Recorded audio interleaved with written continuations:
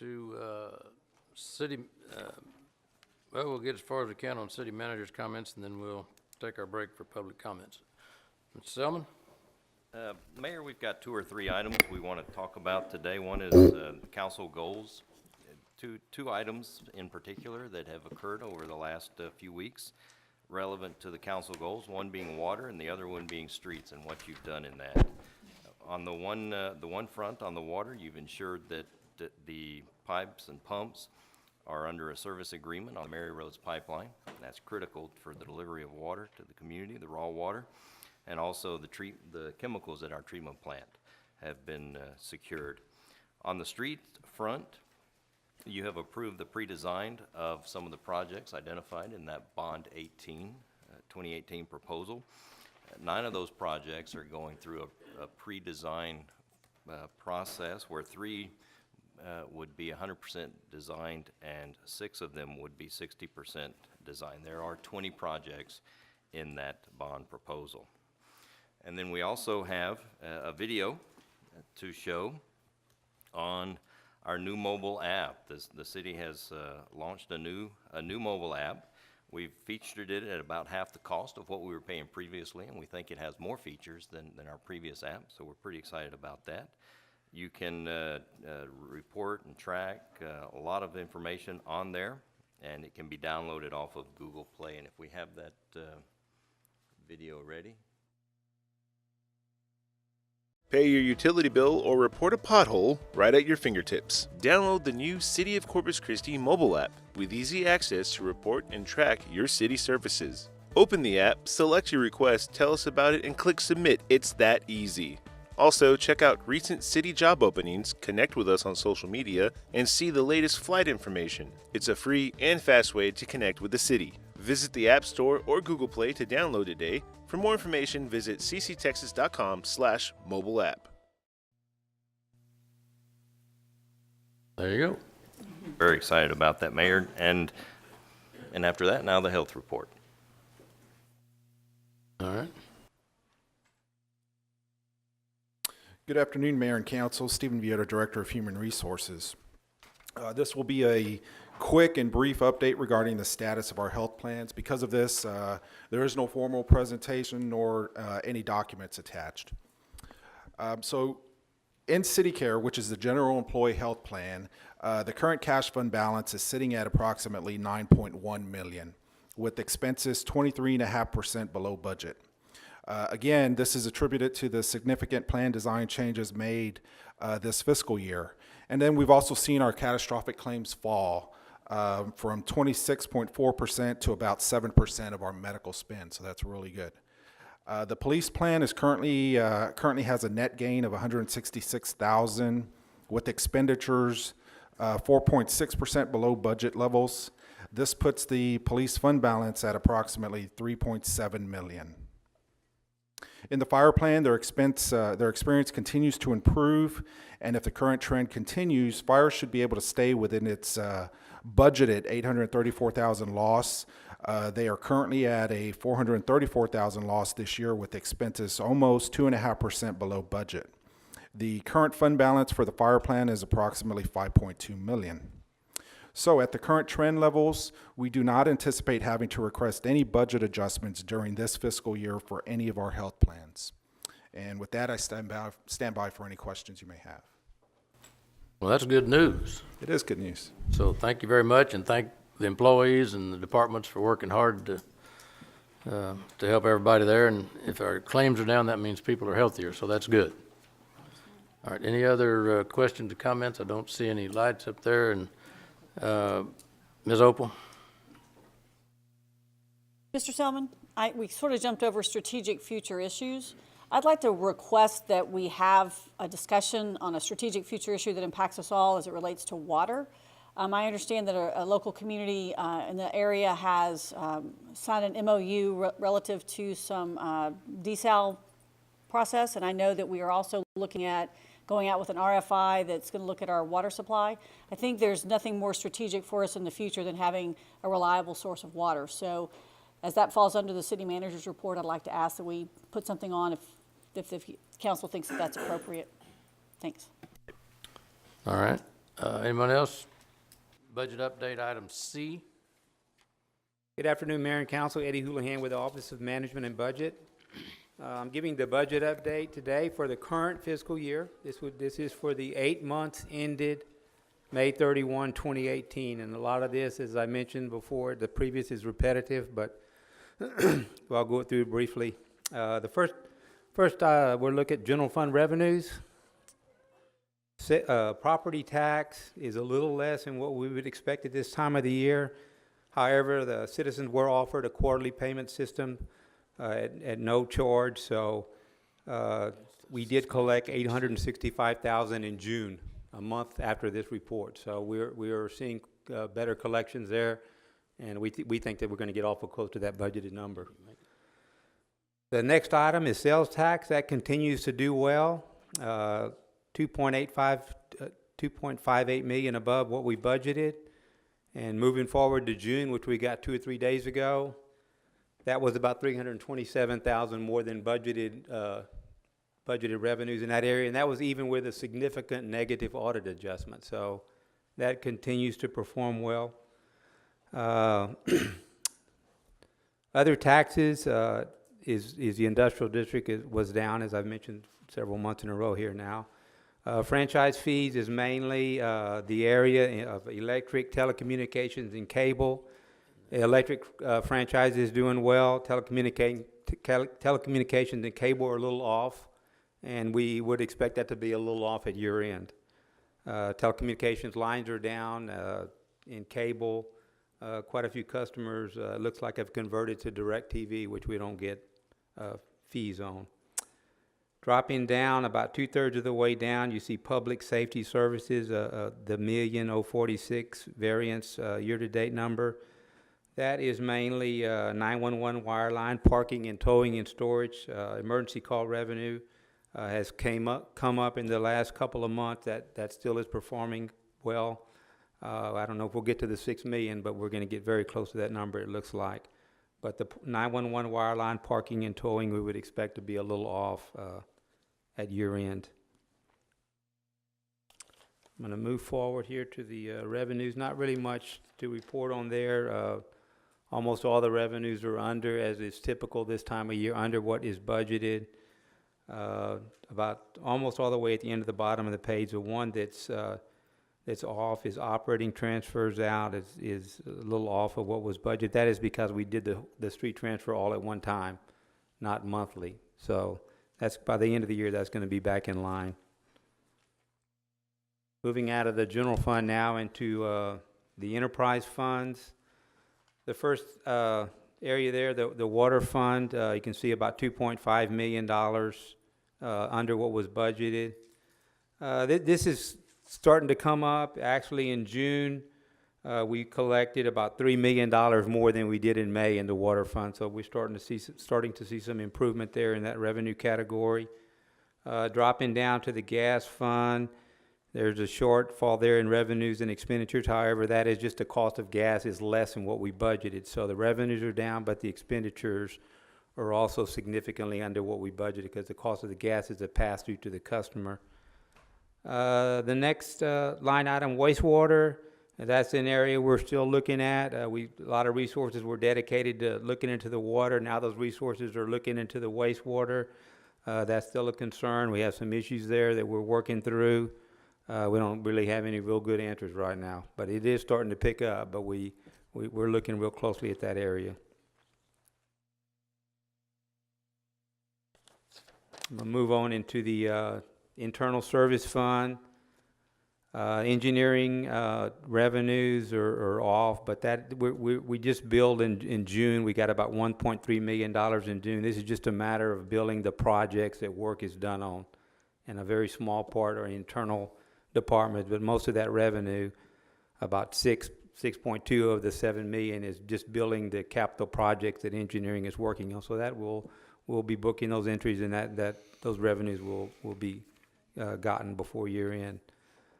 Dropping down to the city care fund, the health fund, we've mentioned this before. The revenues are off because we had more employees than were expected to went into the value plan. So the cost of that plan is less, but you can see that expenditures are also significantly under what we budgeted.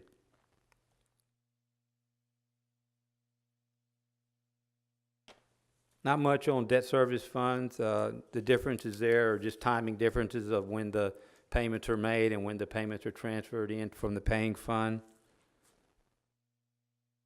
Now going into special revenue funds, hotel tax revenue is still up. That's the first line item there.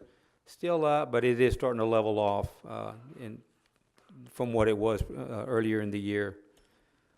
Dropping down to the about 2/3 of the way down, you see the street fund, Fund 1041. You see the revenue in the variance column of 537,000 off of what was budgeted. That is RTA revenue. It did come in June, a month after this, so that's what that was. Moving to the last page, the first three areas are the 1/8 of a cent sales tax, and that's just a function. The revenues are up. That's all a function of what the sales tax coming in, just like for the general fund. And then fourth item down there, development service revenue, permitting revenues up, and the revenues in that area are performing very well. That's all I got, and I'll answer any questions that you might have. Mr. Garza? Mr. Houlihan, Yes, sir. the page number 5, the baseball stadium fund. I guess the big concern I have is just the unfavorable expense that we've got of 1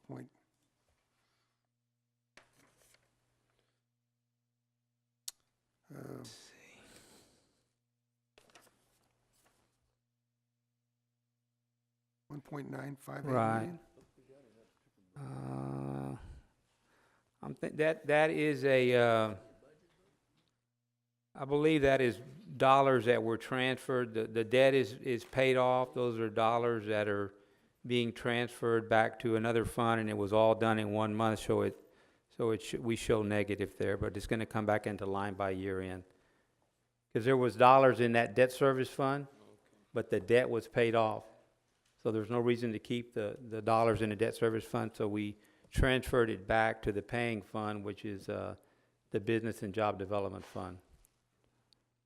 Okay, so money's So you see it on the far right there, the annual budget of $1,928,000. yeah, I see that. You up with there. me? I'm That in- the current year actuals are very close to that number, and we shouldn't have any more expenditures there. A little above, we may have missed it by 30,000, but all of it was done in one period. Okay, well, it doesn't quite answer the I'm sorry. question clearly enough, but I'll get with you later. and Okay. See if you can explain it to me. Thank you. Ms. Opel? So I have two questions. One is, again, we're hitting this water and wastewater discussion, and I think you referenced it earlier. When might we expect to have this discussion? Because it just seems like that there are a lot of questions surrounding this. So will this be something that will come up sooner rather than later? When do you think we can kind of do a deep dive into understanding these expenses and the offsets and then the challenges that our citizens are having, because they're asking us some questions similar to what we saw earlier today? Don't have a date, Mayor, for the council, but we could look to have a workshop on that post-draft or pre-draft. If we go pre-draft, then we're looking this month. If we're post-draft, we'd be into the next month.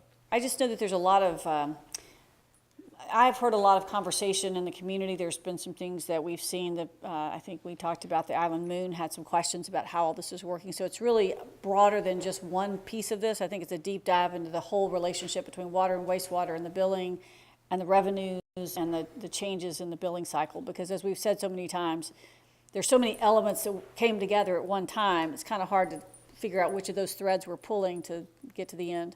So if we could understand the revenues and the expenses and the billing and the usage and the water versus wastewater. So I think it's going to be a very detailed discussion when that comes. But I think probably pre-budget is probably important if we're seeing these kinds of numbers, that we might have to go back and double check our homework and make sure we did the right thing. Well, even if we do it post-budget and do it in August sometime, so we got time to properly prepare, we could still do it. So whatever we come up with, if we went back to the old formula, we could still come up with some rate that makes sense, that will keep it closer to what it was before. Am I?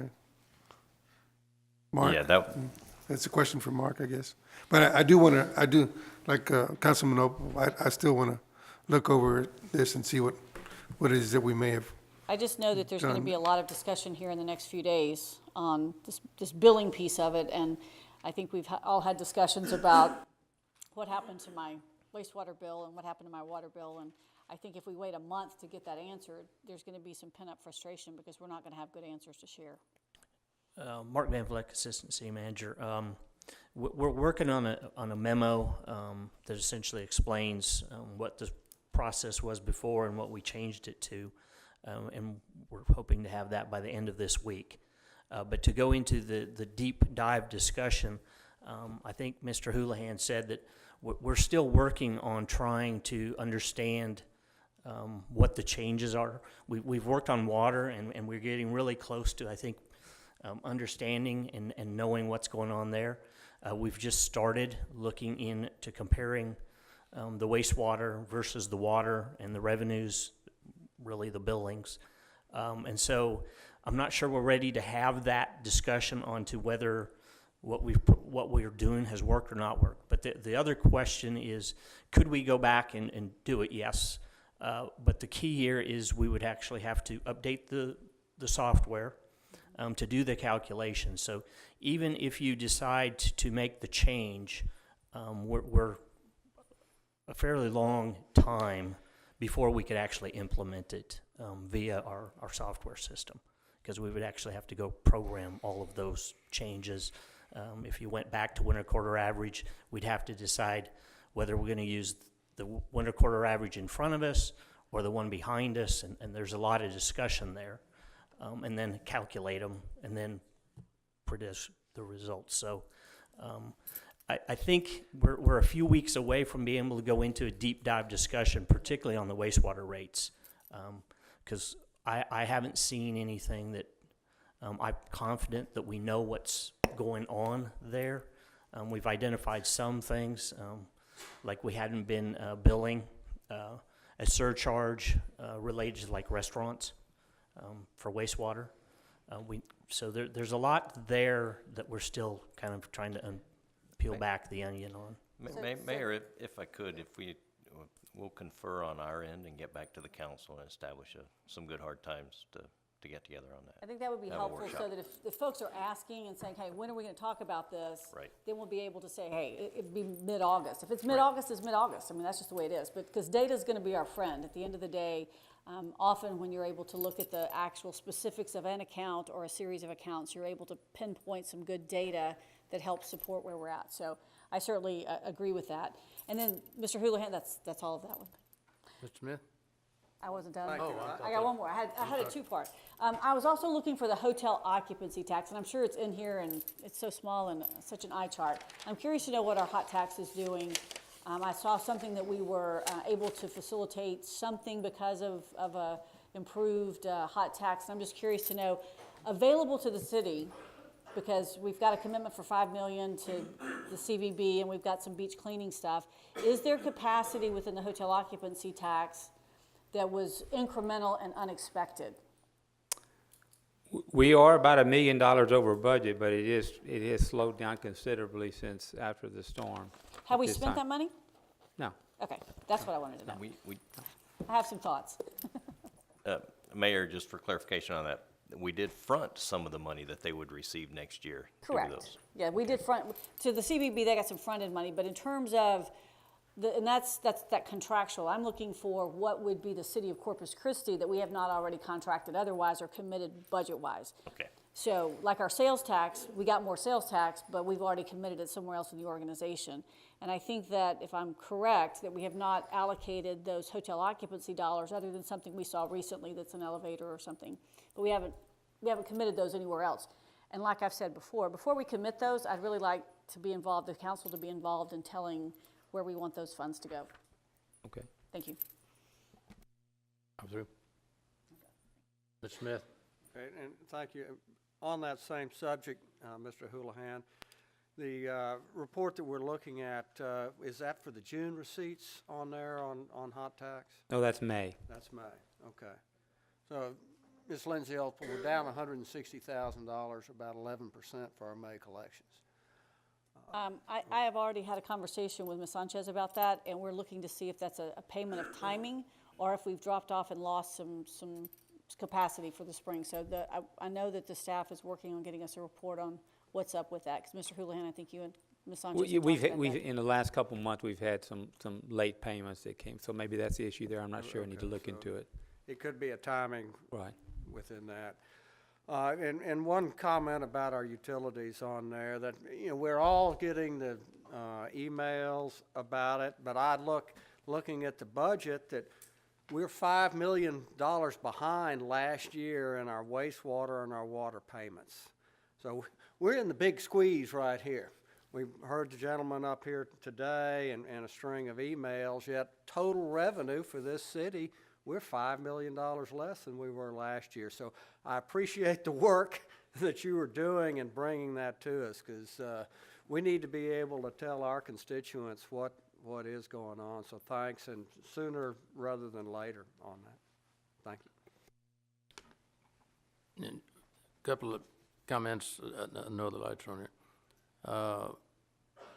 And if I'm reading your numbers right, and I think we're all kind of getting to this, is that, you know, for the year to date, you said our property taxes are down, franchise fees are down, government services numbers are down.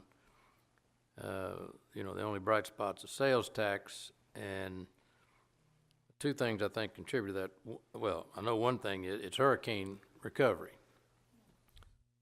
A huge amount of that is, and so I don't know how this number computes as a basis for what's in our proposed budget, but I would be very careful in using this balloon sales tax information for our budget. I don't remember the number of what it is, but I think we're getting a false echo on as far as the sales tax go, and the hotel motel tax ought to be the same thing. It actually ought to be up over what was projected because of the hurricane, with all the workers and all those people down here. They're not, that's not your normal increase in hotel motel tax where you're seeing restaurants and retail stores benefit, but it is people spending time here. But on the, and on the utility bills, the gentleman came and spoke, and I think we're all getting hit with this.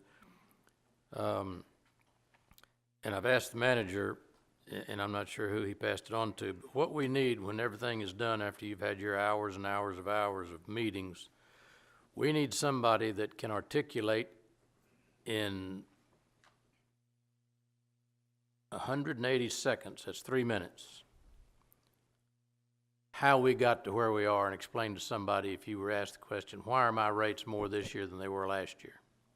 And they need to be able to do that in 3 minutes or less.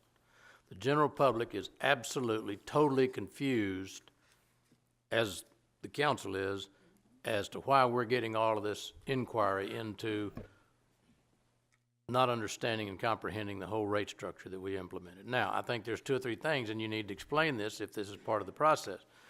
I think you've got a perfect storm. You've got, and admit it, if we've identified a problem, admit it. I think, this is my opinion now, you don't have to react now, but I think part of the problem is you're trying to implement a program on an $8 million boondoggle on the computer that we bought to do this and implement, plus the amendments. We've probably got $15 million tied up in a computer and programs that don't work. That's my opinion, based on what I've heard from everybody else, if the facts were known. Second, part of our problem is, by your own admission, they couldn't get the programs up or written or updated or qualified or quantified or whatever you do in the high-tech business. And so we publicly told people we're not going to be sending you bills on time because our computers are down. And so all of a sudden they're getting 1 or 2 or 2.5 or 3 months worth of bills at one time. That could be a problem. And then when we had the hurricane, we said, you don't have to pay your bill. If you've got problems, you need to worry about other things. We're going to delay. We're not going to shut your water off. So some of them couldn't pay. They let them go. And as a result of that, they're getting a triple whammy. We've got a faulty program. We've had some self-imposed, because of the faulty program, some delays in getting the billing out on a proper time, and then we had a hurricane. So when you work your way through all of that, we might be able to explain why all of a sudden they're getting hit with a balloon payment as opposed to just their normal payment. But going back prior to that, sitting around the room downstairs, which is the, what do you call that room before we moved all our workshops upstairs? The what? The training room, or the basement, or what? Solitary confinement, or wherever it goes. We were assured that moving from the current rate structure, and maybe I misinterpreted, but I'll have to ask the other council. If I'm wrong, I'll stand corrected. But we were pretty much assured that changing the rate structure would be a net zero effect. That it would simply be taking 12 months of payments that we've been, instead of collecting on 9 months versus on an average, so that at the end of a 12-month period, unless I put in a swimming pool, or I decide to start taking 2-hour showers instead of 15 minutes, or I decide to put in I get an elephant for a pet and he drinks all my water, if I'm using the same amount of water last year that I'm using this year, you really shouldn't see any effect. On a month, the first few months you might see a difference because you've gone to a 12-month payout as opposed to a 9-month payout on your wastewater, because the wastewater was based on it was 12 months, but it was 9 months in a calendar year. And the rates changed budget-wise, if I recall. The budget's adopted October 1, but the rates didn't actually go into effect until January the 1st. So there's a lot of confusion, there's a lot of mix in the salad to how we got to where we are. But the question that I'm asking, we can explain a hurricane, we can explain a $8 to $15 million computer boondoggle, we can explain updates that didn't work, but what we can't explain is, if my understanding is right, is that the implementation of the new rates on the customers ought to have a net zero effect if all things remain equal. And if all things remain equal and their bill is 15 or 20 or 25% more, then something was wrong in the calculation of the rate structure that was recommended to us, and versus the implementation and the actual billing. Now, part of your revenue could very well be the fact that we identified some months back we've got a lot of customers that are way behind on their bill. Cane beef, for one. We're making payments on that one, but there's a $3 million hickey right there off the top. But we took action, and to my knowledge, they've made every payment so far as part of the agreement. And that's good. We've got others out there. I'm assuming everybody that's getting water's getting the bill. Hopefully. So I think we do have to have a lot of discussion about our water situation, but or the billing process, or how we do it. But that, if you can come back with those answers, but I think to explain to the general public, the gentleman that was here, the 2-column or 3-column epistle that was in the Padre Moon, or what's the name? Isn't that the name? Padre Moon? Padre Island Moon. And people that, when my wife called and says, can you explain in 3 minutes to these ladies why their water bill is so high, and I can't explain it to them in 15 minutes. And then when I tried to, you remember and it needs to be on a 5th grade level. The canary. Think of it, you're talking to everybody that's a canary like me, not the higher educated, but get it to my level, then the rest of the folks can understand it. If I can understand it, most everybody else can. But they can't understand it right now. Okay. All right. That's enough. Let's go on. We're taking up way too much time. I just want to mention that the 2 areas you mentioned, sales tax and hotel tax, we are budgeting less in 2019 than we expect to get in 2018. Good. Yeah, because I think that's kind of an anomaly, the hurricane thing, which I figured you were, but I just wanted to make sure that everybody's reading the same page on that one. Okay. Mr. Manager, anything else? Or do you, budget update? Yes, sir, we do. We have the CPR for code enforcement. Code enforcement. And speaking of enforcement, we're scheduled for lunch at 1:30, so. Sure. Sure call, Mayor. just remember, you're standing between us and the food. But I will make this as short and sweet.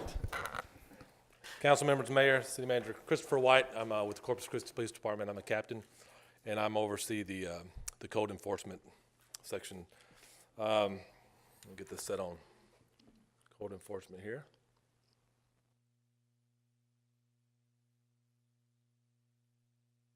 That was my old job. There we go. Quickly, our mission statement is to strengthen neighborhoods by preventing the deterioration of housing and commercial properties through enforcement and abatement of code ordinances or violations. Code enforcement came under the PD in 2014. We have 20 budgeted code officers for the department. We average about 13,900 calls a year if you look at the past 3 years, and we're on target for that. We're sitting about 13,400 right now for this year. Our number one call is tall weeds, and that encompasses more than just tall weeds once we get there and verify. Usually it's associated with trash or debris. Then we also we deal with junk vehicles, substandard structures.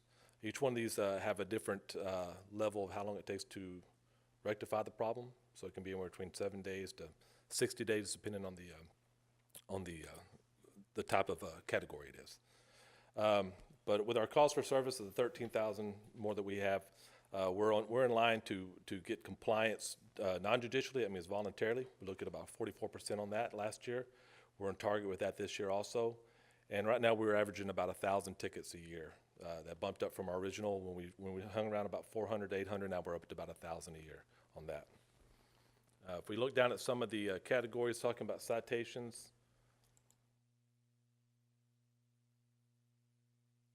a little bit longer view here for you. So looking back from 16 to today's date, we had a spike back in 16, then we leveled off, and now we've kind of fallen into a pattern of up and down, but we're trying to get that steady. One of the reasons being is we have a lot of new officers in the field. Since I took over in November of last year, of the original 20 officers that were there, I think I have 4 left. So we have quite a high turnover. So as they're learning the processes and going out and learning when they can cite and not cite, you'll see that level off and hopefully rise back up again. And the reason we do that is because if we know through citations we're getting the enforcement, we're getting the compliance for those who are not voluntarily complying with the issues we have. Are these citations per month on that little chart that you just showed? That citation, that was broken down by month, but also it shows you. Let me go back to that one. I'll show you. If you look at it, that was the 1,000 was for last year. So if you hover over, so for March of this year, we're looking at 116.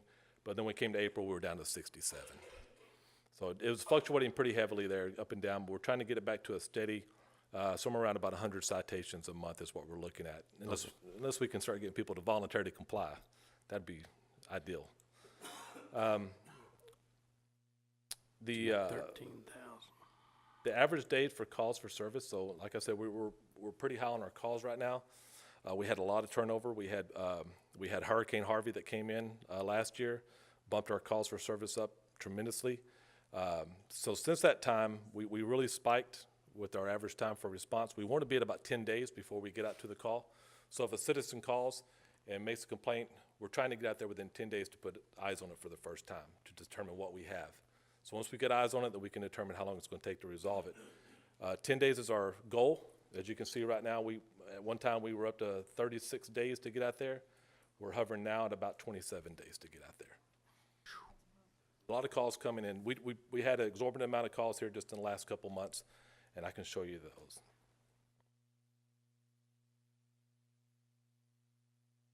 So new cases, if we look at just new cases, since January of last year to today's date, you can see the new cases fluctuate. We had that real big spike after the hurricane. We kind of leveled off through the winter years, but even our cold years were still high. And then here in the last 2 months, you can see we've spiked up to almost 2,300 calls in 1 month, if you look at the last month. So with those calls coming in and the calls we're carrying over, it's very challenging for our guys to stay on top of them and meet the goals, but we're going to work towards getting back towards those goals of getting out there within 10 days to put initial eyes on it. Yeah. Yes.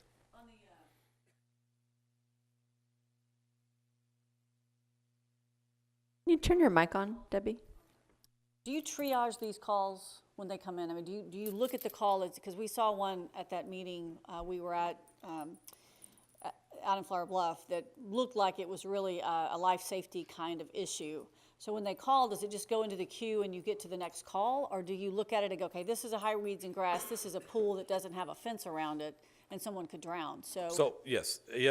So when the call comes in, it comes into the call center, and it goes into WebQA, which is the database we use.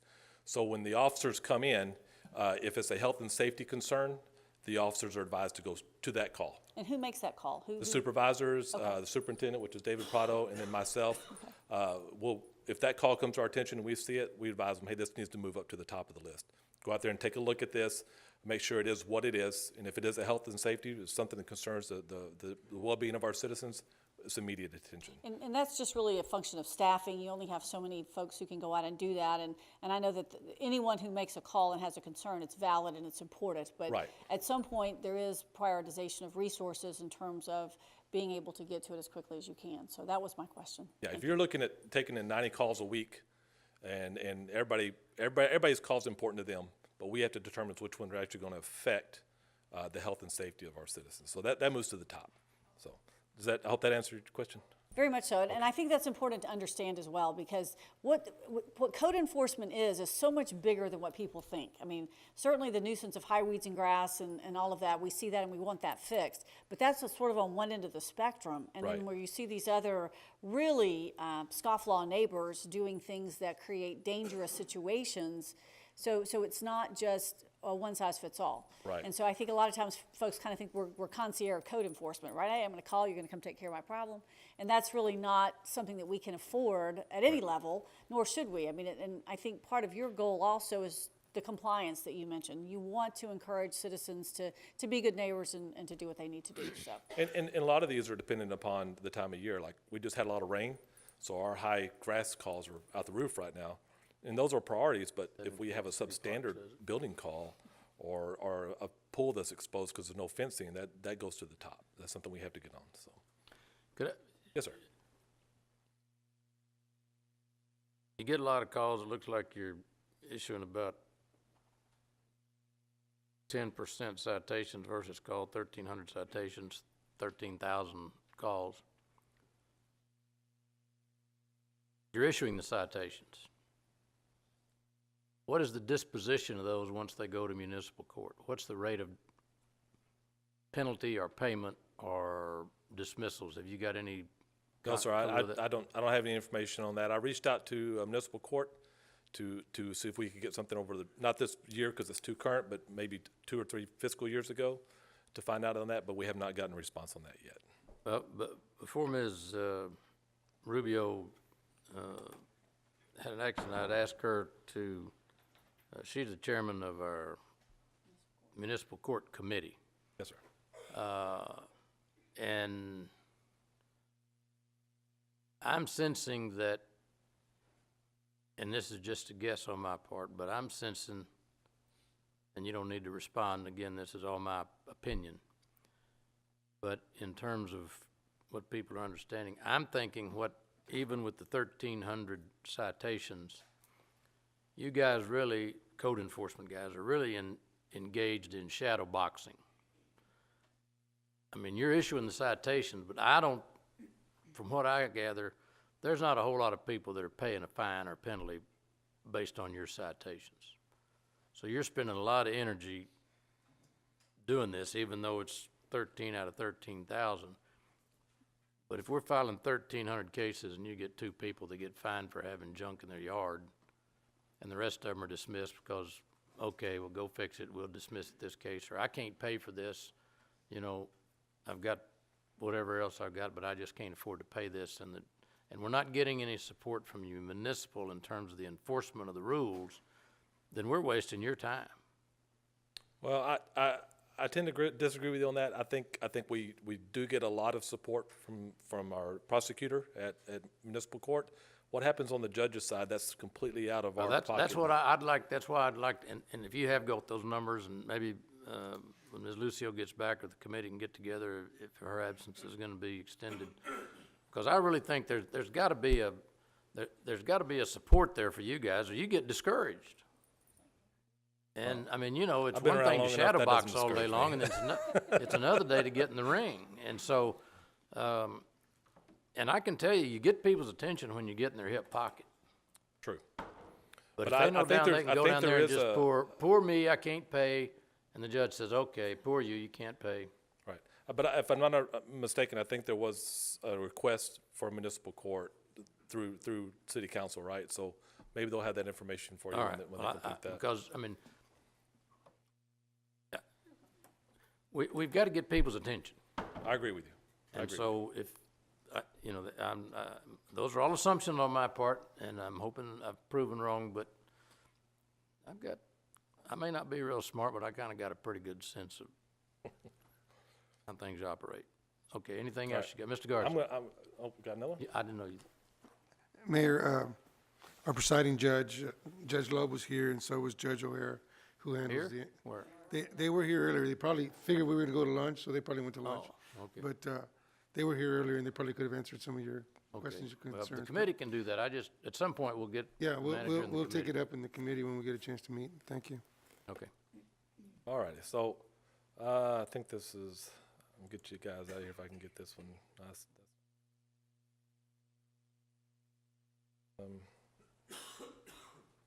There we go. Okay, so this is our substandard structures that are demolished. We have a building standards board, so when we have a substandard structure, we work up a case, we present it to the substandard buildings board, building standards boards, and if we get the ruling to demolish it, we use our abatement funds to demolish it.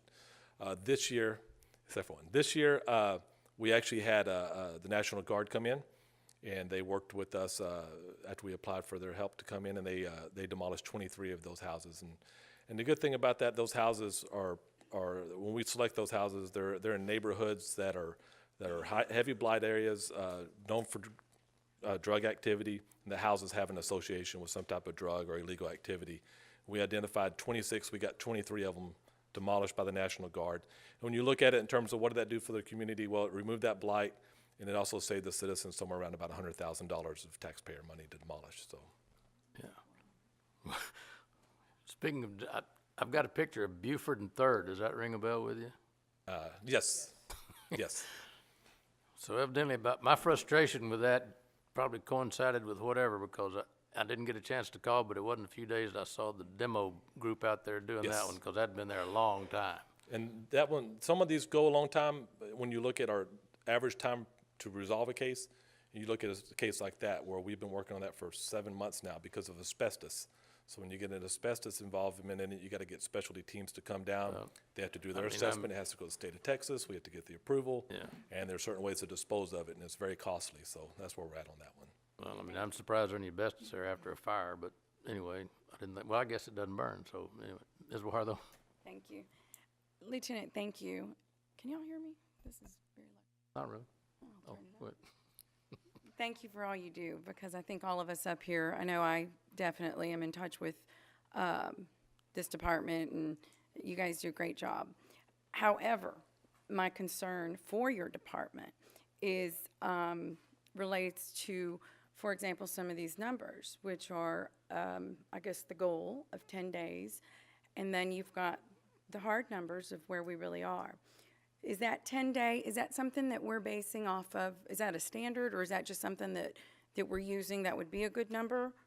It's a standard that I know when Assistant Chief was over, he reached out statewide and came up with a standard Okay. for us, and that's what we were trying to meet. And the reason I'm asking this is because we can't ask of you as a council or a community more than what we're giving you to work with. So, in your opinion, is the bottom line what I'm thinking it is? If we really want to reach that goal, does this come down to more staff in that department? Or does it come down to maybe processes changing within that department? I think you're doing a great job, but you know, the person who's waiting 37 days, again, a couple of people today said the perception of this council is this. The perception of the city is this. But the perception also depends on what's behind each department and what are the true issues that we need to address in these departments to make you more successful. So what would you say, and I don't know if you, you might want to email that, but what would you say if you could say, to reach that 10-day goal for, and I'm just using that particular line item, we would really need this or this. What would that be? Yeah, I'd like to say that more people are going to get us down to 10 days right off the bat, but the fact of the matter is I don't see that happen. Every department would like to have more people, but Sure. I think we look at processes first. Okay. During the summer months, I would always call it we're chasing grass because that's what happens. It's a growing season, so our calls go through the roof. Like Ms. Opal said, we prioritize our calls. So we get to the bigger ones, the health and safety code issues and that kind of stuff. And quite frankly, as we're thinking outside the box. You'll hear him talking in a minute about early set-outs and stuff where we've partnered with solid waste to change behavior, where if people are doing early set-outs, we're going out there and we're issuing them citations, and then we're having our contractors that we use to mow grass go by there, pick that stuff up, and then they bill their water bill for it. Lawrence can. So we're coming up with new strategies that aren't costing the taxpayers any more money for hiring people. And down the road, once we've cleaned up our processes, there's probably going to be a need to add code enforcement officers a little at a time, because we've had 20 for many years. But at this time, I can't say that that's going to change the timeline right now. Right. And that 10 days it's a best practices. When I took over, I went to Austin and stuff, and that was a goal to set, because we all want to set goals. Is it a reasonable goal at this point? Probably not. Is 30 days too much? It's way too much. So we need to bring the number down. Ultimately, to be functioning at an superior level, 10 days would be awesome, and that is our goal. But it is a goal. I understand. That's good. And I think too the turnover, that affects you greatly. And other departments as well. So I'd like to see that, hopefully that, will stay and the people will stay. But if they're not, turnover is always the numbers are going to reflect partially based on that. So anyway, thank you for all you do. Thank you. Don't see other lights. Go ahead. Oh, and I was going to allude to what Chief was just saying. So, we went to a Flower Bluff meeting, and a lot of people were there. So one of the things that keeps coming up is the trash, early set out, late set out, the illegal dumping. I started teaming with Lawrence over at Solid Waste to see if we could come up with a way to address that. And we started Monday out in Flower Bluff, and we'll be going citywide, seeing if we could start addressing some of this early set out, late set out, some of the trash that's just being put on the curbside when it's not supposed to be there. And if we can start eliminating that blight, I think you can start seeing hopefully a decrease in some of the calls that are coming in to us, and maybe we can start to make an improvement and change the mindset of some of our citizens that it's not okay to do that. So, Ms. Opal? That's clearly the broken window syndrome. When you look at, when you have a problem that's out there, and the sooner that you can get to that problem and eliminate it, the less likely it is you'll see it replicated by others in the area. Mr. Selman, one of the things that we sort of talked about afterwards is the opportunity to engage technology. I know that's something Mr. Garza feels real strongly about as well. And I just had to go get a new cell phone this week, and before I could get out of the shop, Sprint's giving me this text alert, hey, thanks for coming in. And one of the things that would be, I think, helpful is if we could come up with a way that we could investigate or look at a system, so when we were going in, I don't see Lawrence, I want to point at him, he's usually here, where we're going into an area to do some work, we could go ahead, if someone has signed up, it's not reverse alert, because that's a different kind of concept, I wouldn't want to confuse the two, but to say, hey, it's time for us to come in, it's coming to your area, and we know we could zone that up, and then we could send that information out. And so I don't know, it can't be that much because everybody uses it. So I don't know where we would go to look for that, or how we could implement that into our system, or if we had an address and it popped up and we said, hey, you did an early set out, you need to fix it. So we didn't have to dispatch people out there all the time as well. So there has to be some technology that can help us communicate more effectively. And I do think that's one of the things that keeps coming up again and again with our citizens is we're not doing a good job communicating with them.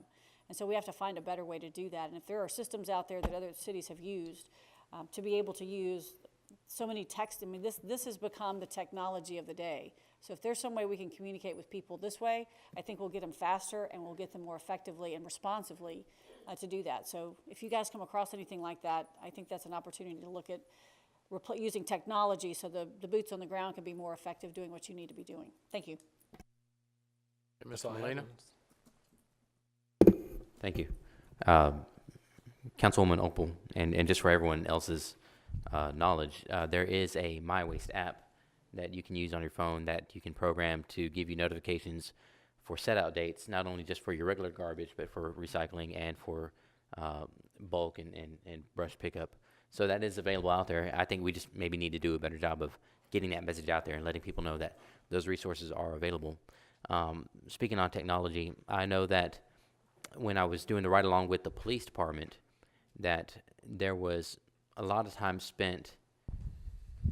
I'll tell you my idea. My idea of riding along with the police department is that we're going to chase bad guys, and a lot of the time was spent sitting in the car doing reports. So is there any recommendations that you have, or you, Mr. Silliman, on what we can do to minimize that I'm calling it downtime. It's report writing time. I know the police department, they deal with that every day.